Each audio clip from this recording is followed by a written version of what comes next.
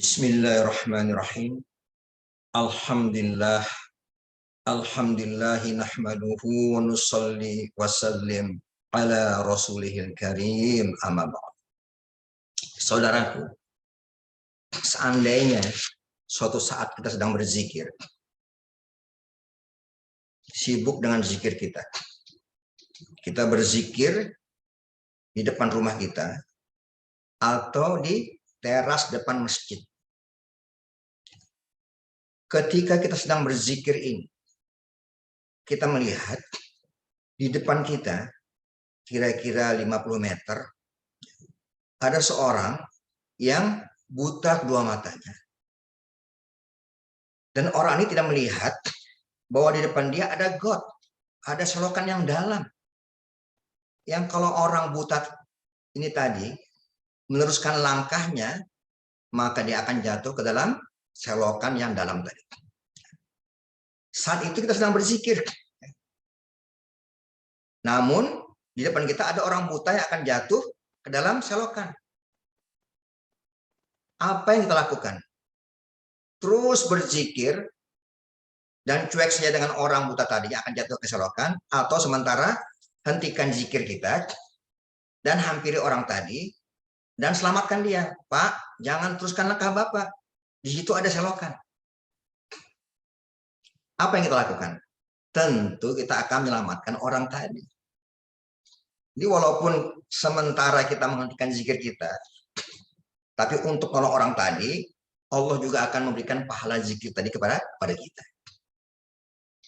Nah saudaraku, kalau hanya orang buta saja yang akan jatuh ke dalam selokan, padahal kita sedang berzikir, kita hentikan zikir tadi, apalagi saat ini. Orang yang bukan sekedar buta matanya, tetapi buta mata hati. Dan berjalannya bukan ke selokan, tapi menuju azabnya Allah, menuju neraka jahanam. Dan kita bukan sedang berzikir. Kita sibuk dengan urusan kita masing-masing. Maka kalau kita berzikir saja kita hentikan untuk menolong orang buta tadi, supaya jangan jatuh ke selokan, apalagi hari ini. Mungkin bukan hanya orang, tetapi keluarga kita yang bukan buta matanya, tapi buta mata hati. Tentu kita lebih berusaha lagi untuk menyelamatkannya agar jangan sampai menuju azabnya Allah. Dakwah, maka inilah kerja kita semua. Mengajak orang kepada ketaatan pada Allah, menyelamatkan orang daripada kehancuran. Para sahabat di zaman dulu, mereka paham bahwa Allah turunkan Islam ini bukan hanya untuk orang-orang Arab, sehingga mereka sanggup meninggalkan Mekah, Madinah, sanggup meninggalkan keluarga mereka, bahkan sanggup meninggalkan Masjidil Haram, Masjid Nabawi, bahkan sanggup meninggalkan kekasih yang paling mereka cintai, yaitu Rasulullah SAW, untuk mendakwahkan agama ini. Mohon maaf saudaraku, seandainya sahabat di zaman dulu, orang-orang Islam di zaman dulu, sama seperti kita hari ini, sama sibuknya seperti kita hari ini, hanya mengurus pekerjaan, hanya mengurus kegiatan dunia, hanya mengurus keluarga, maka tidak mungkin kita jadi orang Islam hari ini. Seandainya sahabat di zaman dulu, seperti kita hari ini, hanya mengurus pekerjaan dan keluarga, maka Islam cuma ada di Mekah dan di Madinah. Tapi Islam sampai pada kita karena mereka paham bahwa amanah risalah Islam ini bukan hanya untuk orang Arab, tapi untuk seluruh alam, seluruh manusia.